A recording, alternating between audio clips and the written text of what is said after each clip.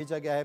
तमिलनाडु के कई जिलों में स्कूल कॉलेजों की भी समय को लेकर बिल्कुल। आंदोलन कर रहे हैं, क्योंकि ये जो आंदोलन है ये केवल 10% प्लॉट का है और 64% अतिरिक्त मुआवजा को लेकर इनका आंदोलन, और ये आंदोलन कई समय से चल रहा है। इससे बिल्कुल, पहले हमने बिल्कुल देखा कि महेंद्र, जिस तरीके से आपने ज़िक्र किया कि ये पूरा आंदोलन जो है वो मुआवजे को लेकर चल रहा है, किसान अधिक मुआवजे की मांग कर रहे हैं। और आदित्य, मैं आपका रुख भी इस बीच करना चाहूंगा और आपसे मैं इस बीच ये समझना चाहूंगा, जिस तरीके से जब किसान प्राधिकरण के सामने अपनी मांगों को रख रहे थे, विरोध प्रदर्शन कर रहे थे, तब ये मामला केवल उत्तर प्रदेश का माना जा रहा था। लेकिन जैसे ही किसानों ने दिल्ली कूच का ऐलान किया, दिल्ली कूच के लिए वो बढ़े, ये पूरा मुद्दा भारत में चर्चा का विषय बन गया। आदित्य, दिल्ली में किस तरीके से हलचल जो है देखने को मिली है जब किसानों ने दिल्ली कूच का ऐलान किया? तो जी बताऊं आपको कि जिस तरीके से, क्योंकि जी किसानों ने पहले से ही इस बात की घोषणा कर दिया था कि वो दिल्ली की तरफ बढ़ेंगे, उसको लेकर के दिल्ली पुलिस की भी तैयारी अपनी बहुत सटीक तरीके से थी, अपने हिसाब से उन्होंने तैयारी कर रखी थी। इधर उत्तर प्रदेश पुलिस ने भी अपनी तैयारी पूरे अच्छे तरीके से कर रखी थी। जितने भी बॉर्डर्स थे दिल्ली और नोएडा के बीच में या उत्तर प्रदेश के बीच में, इन जी सब पे जो है पुलिस की सख्ती बढ़ा दी गई थी। जैसे अगर हम चिल्ला बॉर्डर की बात करें या डीएनडी की बात करें, तो पुलिस वहां मौजूद थी और जितने भी आने जाने वाले वाहन थे सबको रोका जा रहा था।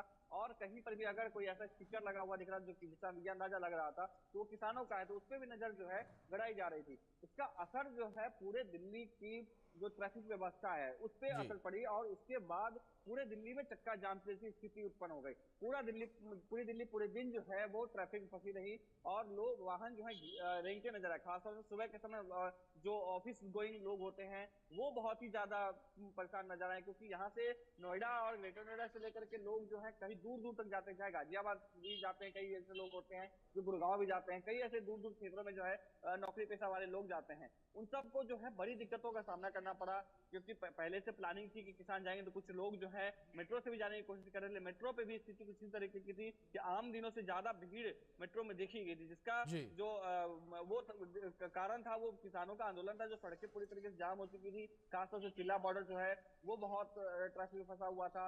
डीएनडी का जो इलाका है वो पूरा ट्रैफिक फंसा हुआ था और उस वजह से एक्सप्रेसवे का जो इलाका है वो पूरा का पूरा जो ट्रैफिक जाम में फंसा हुआ था।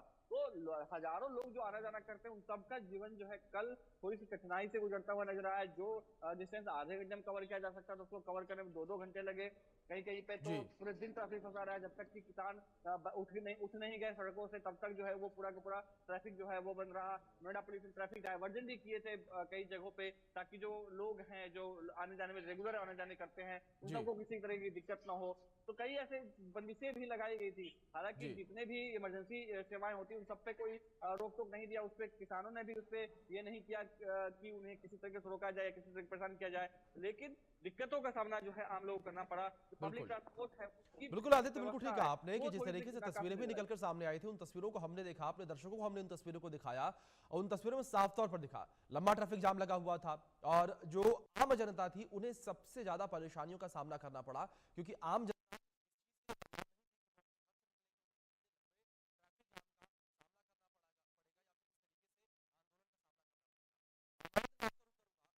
यार मैं आपसे वो पॉइंट्स समझना चाहूंगा, क्योंकि अगर किसानों को लेकर बात करें तो किसान जो है वो आर पार की लड़ाई के मूड में अपने घर से निकले थे दिल्ली कूच के लिए। लेकिन वो कौन से ऐसे पॉइंट्स रहे जिनके आधार पर किसान माने हैं दलित प्रेरणा स्थल पर रुकने के लिए? बिल्कुल, देखिए कल जिस तरीके से 11:30 बजे के आसपास जो किसान हैं पूरे जनपद के, वो महामाया फ्लाईओवर के पास इकट्ठे हुए और तकरीबन जी 2 किलोमीटर तक वो पैदल चलकर जो तमाम जो बैरिकेड्स थे उनको उन्होंने हटाया। उसके बाद जो आखिरी बैरिकेड था वहां वो जाके रुके। ऐसे में बात करें फोर्सेस, तो नोएडा पुलिस के तकरीबन 5,500 जो पुलिसकर्मी थे वो वहां मौजूद थे और काफी देर तक, यानी कि कई घंटों के मशक्कत के बाद जो ग्रेटर नोएडा और नोएडा प्राधिकरण के जो ओएसडी आए उन्होंने उनसे पूछा कि जी आपकी जो असल दो मांगे हैं वो क्या है। तो ऐसे में जो तमाम 10 संगठन थे, यानी कि जो पूरा आंदोलन था इसको 10 संगठन चला रहे थे। उन्होंने साफ तौर पे कहा कि देखिए, हमसे हमारी जमीन ली गई है, हमसे हमारी खेती ली गई है, हम उसका जो है 64% अधिक मुआवजा लेना चाहते हैं आज की सर्कल रेट पे, क्योंकि पिछले 10 सालों से जो मुआवजे का सर्कल रेट है वो बिल्कुल नहीं बढ़ा था। तो आज जो रेट है उसी के रेट के मुताबिक हमें 64% एक्स्ट्रा मुआवजा चाहिए और 10% प्लॉट चाहिए, यानी कि जहां हमारी जमीन हमसे ली जा रही है उसके आसपास हमें आवास चाहिए। यानी क्योंकि हमारी जब जमीन हमसे ले ली जाएगी तो हमें रहने के लिए एक आवास चाहिए, तो उसके लिए उन्हें 10% का प्लॉट उन्होंने डिमांड किया। तो इस तरह की चीजों को लेकर जो आंदोलन चल रहा था, और जो किसान थे उन्होंने ये बात अधिकारियों के सामने रखी, क्योंकि ये फैसला लेना अधिकारियों के हाथ में नहीं है। उन्होंने कहा ठीक है, हम आपकी बात मुख्य सचिव तक रखेंगे, क्योंकि अगर इस तरह का कोई फैसला लिया जाता है किसानों के पक्ष में, तो वो करीबन हजारों करोड़ों का एक तरीके से कह सकते हैं उसमें ट्रांजैक्शन या टर्नओवर होने की बात होगी। तो ऐसे में जी। उन्होंने साफ तौर पे कहा कि देखिए, हम आपकी बात उत्तर प्रदेश के जो मुख्य सचिव है उनके सामने रखेंगे, और हमें 1 सप्ताह का समय दीजिए। इससे पहले भी आपको बता दें कि आंदोलन इसी तरह का चला था, जो किसान थे सड़कों पे आए थे, और इस बार तो ये महामाया फ्लाईओवर पर रुके थे। इससे पहले वो जो कालिंदी कुंज का रास्ता है वहां रुके, तो वहां भी किसानों से कुछ समय मांगा गया था। उसके बाद जो किसान है वापस चले गए थे, मगर एक बार फिर से किसानों ने हुंकार भरी है, जी। और पूरा 7 दिन का जो समय है वो मांगा गया है, और आज से वो पहला दिन शुरू हो जाएगा। उसके बाद देखते हैं क्या परिणाम, क्या नतीजे आते हैं। मगर जो किसान हैं कल वहीं पूरी रात बैठे, किसान अब और मजबूती के साथ जो वहां बैठे, और साफ तौर पे कहना है कि इस बार हम अपने घर नहीं जाएंगे, और अगर जाएंगे तो या तो दिल्ली जाएंगे, या हम अपना जो हमारा जो मुख्य जो मांगे हैं 64% मुआवजा और 10% प्लॉट, उसके बिना हम वापस घर नहीं जाएंगे। दूसरी तरफ देखिए, कल हमने ये भी तस्वीर देखी कि जो किसान थे वो बिना ट्रैक्टर ट्रॉली के आए थे, क्योंकि अक्सर हम जी। देखते हैं जब भी कहीं आंदोलन होता है तो ट्रैक्टर, ट्रॉली, बुग्गी, तमाम तरीके की जो वाहन होते हैं जो किसान इस्तेमाल करते हैं उससे आते हैं। तो कल वो पैदल आए थे, और ऐसे जी। में जो व्यवस्था थी वो थोड़ी ठीक थी, मगर ट्रैफिक से बहुत बुरा हाल था पूरे नोएडा का।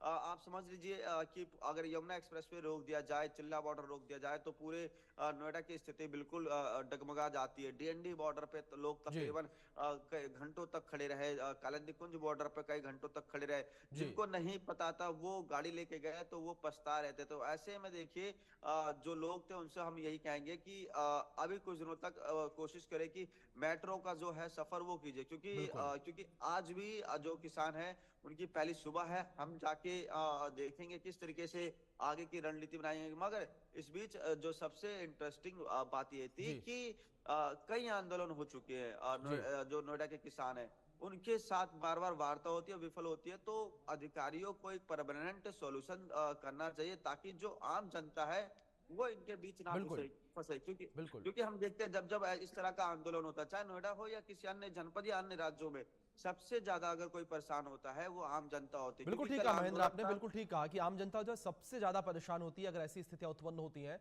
दूसरी ओर आपने ये बात भी सही कही कि हम भी अपने दर्शकों से ये आग्रह करेंगे कि जिस तरीके से आज किसानों के विरोध का पहला दिन है, जिस तरीके से 7 दिनों का अल्टीमेटम दिया गया है, उस अल्टीमेटम का पहला दिन है, तो ऐसे में आज आप ये कोशिश करें कि जब आप अपने घर से दिल्ली एनसीआर में सफर करने के लिए निकले तो आप पब्लिक ट्रांसपोर्ट पर जोर दें, ना कि आप अपने व्हीकल पर जोर दें, क्योंकि इससे आपकी परेशानियां बढ़ सकती हैं। आदित्य, मैं आपका रुख करूंगा और बात में विपक्ष को लेकर समझना चाहूंगा आपसे। अगर बात विपक्ष को लेकर की जाए तो विपक्ष ऐसे मुद्दे खुद तलाशता रहता है, और ऐसे में सजी